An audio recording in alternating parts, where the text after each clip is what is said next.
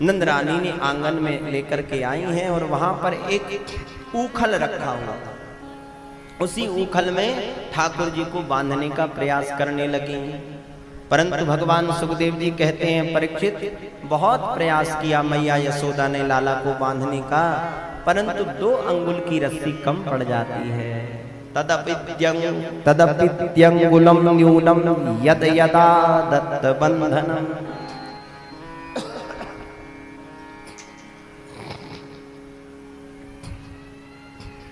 किसी ने कहा, महाराज ये 2 अंगुल की ही रस्सी कम क्यों पड़ रही है?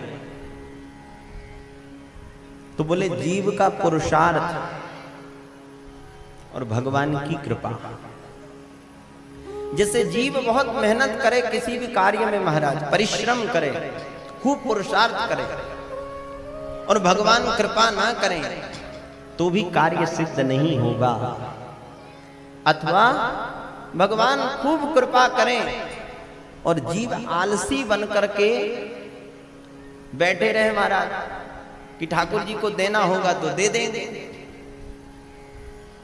तो जीव का पुरुषार्थ और भगवान की कृपा जब दोनों पुष्ट होते हैं तभी कार्य सफल होता है। आज जीव कौन है? मैया यशोदा जीव है और कृष्ण साक्षात परब्रह्म परमात्मा है। आज मैया पुरुषार्थ कर रही है, प्रयास कर रही है, और इस प्रकार से पसीने पसीने हो गई है। कन्हैया को दया आ गई। स्वमातु स्विग्न गात्राया विस्त्रस्त्र कबरस्त्रजा दृष्ट्वा परिश्रमं कृष्ण कृपयासीत् स्वबंधने। मैया को इस प्रकार परिश्रम से रहित देख करके भगवान को दया आ गई और भगवान ने कृपा कर दी। गोविंद उखल में बंध गए। पेट से रस्सी लेकर के उखल में बांधा, इसलिए गोविंद का नाम आज दामोदर हो गया। बोलिए दामोदर भगवान की जय। दाम कहते हैं रस्सी को, दाम मतलब रस्सी, उदर मतलब पेट। प्रेम से बोलो श्री राम। इस प्रकार से मैया यशोदा अपने अन्य कार्य में संलग्न हो गई। गोविंद ने सोचा अब क्या करें, हम कब तक ऐसे बंधे रहेंगे? तो उखल को महाराज खींच करके खींचते खींचते आगे बढ़े। नंद बाबा के आंगन में 2 बड़े विशाल वृक्ष लगे हुए हैं यमलार्जुन के। उन वृक्षों के मध्य में से महाराज ऐसा झटका दिया गोविंद ने कि धड़ाम से वह वृक्ष टूट गए, भयंकर शब्द हुआ, और उन्हीं वृक्षों से 2 दिव्य पुरुष प्रकट हो गए। परीक्षित मुस्कुराए कहने लगे, गुरुजी ये वृक्ष से 2 पुरुष जो प्रकट हुए यह कौन थे?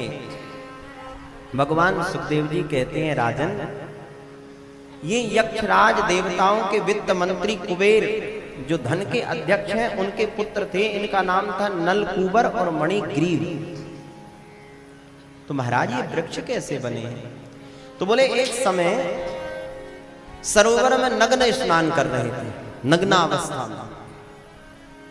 उसी समय देवर्षि नारद वहां से चले।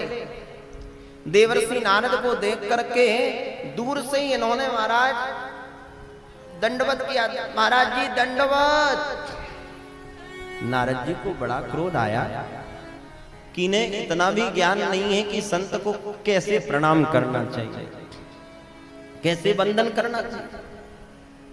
ये वित्त मंत्री के पुत्र हैं तो क्या हुआ, इनको धन का लगता है नशा आ गया। इनको थोड़ा दरिद्र का अंजन लगाना पड़ेगा। जो ज्यादा धनवान लोग होते हैं ना, सबसे ज्यादा नशा होता है धन में। जिसके पास धन बहुत होता है उसको अभिमान बहुत होता है महाराज। और धन बहुत होने के बाद में यदि अभिमान नहीं है तो समझ लेना कि ये ठाकुर जी की बहुत बड़ी कृपा है। नारद जी ने साफ दे दिया कि जाओ, हम साफ देते हैं कि तुम दोनों वृक्ष बन जाओ। वृक्ष के भांति खड़े खड़े प्रणाम करते। तो आज वह नंद बाबा के आंगन के वृक्ष बन गए। परंतु नारद जी के चरणों में जब इन्होंने प्रणाम किया, महाराज हमसे बहुत बड़ा अपराध हो गया, गलती हो गई, हमें क्षमा करो। नारद जी को दया आई। नारद जी कहने लगे, वृक्ष तो अवश्य बनोगे, साप हमारा मिथ्या नहीं हो सकता, परंतु गोपाल जी का जब नंद प्रांगण में प्राकट्य होगा तो भगवान के संस्पर्श को प्राप्त करके तुम्हारा कल्याण हो जाएगा। आज वही वृक्ष योनि से मुक्त होकर के दिव्य पुरुष के रूप में प्रकट हो गए और दोनों ने मिलकर के बड़ी सुंदर स्तुति गाई है। सुखदेव जी कहते हैं, वाणी गुणानुकथने श्रवण कथाया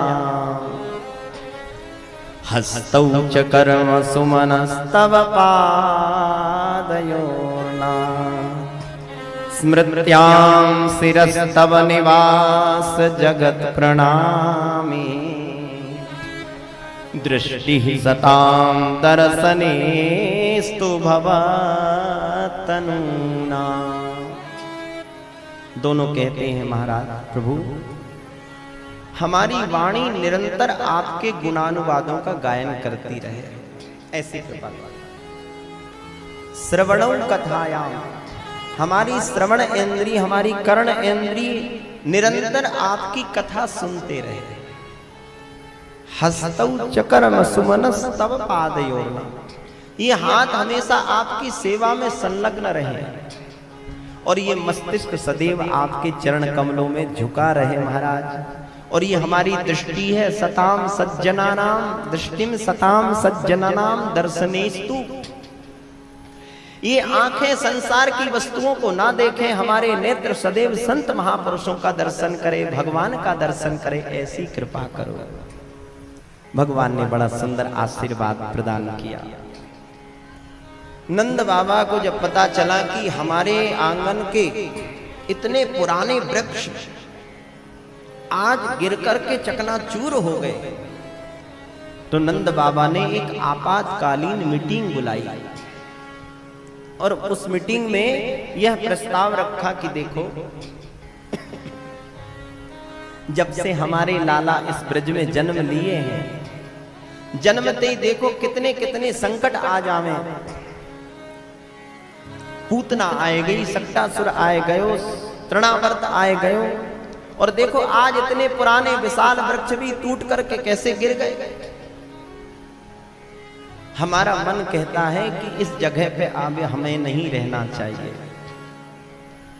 सभी ग्वालों के सामने जब यह प्रस्ताव रखा तो एक गोप कहने लगा, देखो बाबा हमारे इस ब्रज में अनेक वन हैं, ताल वन, मधुवन, कामवन, वृंदावन, सबसे अच्छो वन है वाको नाम है वृंदावन। तो क्यों ना हम इस स्थान को छोड़ करके, गोकुल को छोड़ करके वृंदावन चले जाएं। कन्हैया की आयु कितनी है? 4 वर्ष की। तब तो क्या था महाराज, सभी लोगों ने यह प्रस्ताव पारित किया और सब अपनी बैल गाड़ियों में सब सामान रख करके आज 4 वर्ष के कन्हैया गोकुल को छोड़ करके वृंदावन जा रहे हैं। वृंदावन में जैसे ही ठाकुर जी गए,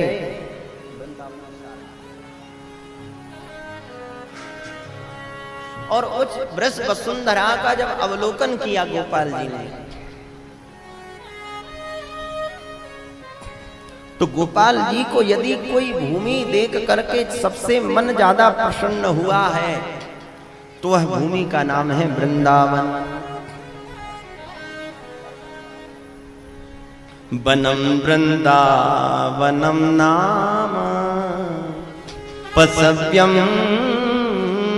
नवकाननम गोप गोपी गवाम सेव्यम पुण्याद्री तृणवीरुधम। वनम वृंदावन, वृंदावन का मतलब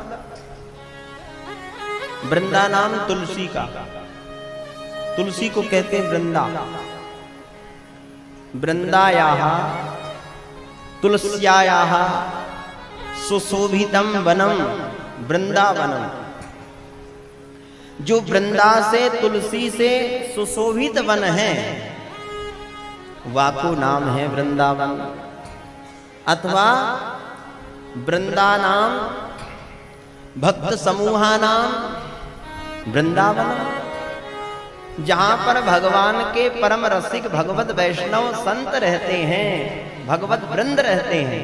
वृंद कहते हैं भक्तों को, भक्तानाम भक्त वृंद समूहा नाम, जहां पर भक्तों का समूह है, ऐसे वन का नाम वृंदावन। तो ऐसे वृंदावन को देख करके ठाकुर जी कल कल निनाद करती हुई, कलरव करती हुई उस कालिंदी का दर्शन किया, उस हरियाली का दर्शन किया, तो गोविंद का मन मुग्ध हो गया।